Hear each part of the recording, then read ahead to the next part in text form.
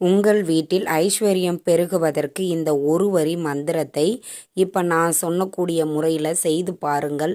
நிச்சயம் உங்களுக்கு பண வரவு அப்படிங்கிறது அதிகரிக்கும். அதே மாதிரி நீங்கள் நினைத்த காரியங்கள் நடக்கும்.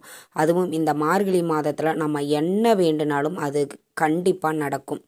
காலையில் எழுந்திரிச்சு குளிச்சுட்டு உங்கள் பூஜை அறையில் ஒரு தீபம் ஒன்று ஏற்றிக்கோங்க. ஒரு கண்ணாடி கிளாஸில் குடிக்கக்கூடிய சுத்தமான தண்ணீராக பிடிச்சி வச்சுக்கோங்க.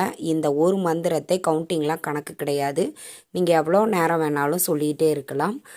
தனம் அகம் பிரப்யாமி அப்படிங்கிற இந்த மந்திரத்தை ஒரு நிமிடம் சொல்லிட்டு அந்த தண்ணீரை குடிச்சிருங்க. நீங்கள் என்ன சொல்லி வேண்டிக்கிட்டு அந்த மந்திரத்தை சொல்கிறீங்களோ அந்த காரியம் கண்டிப்பாக நடக்கும்.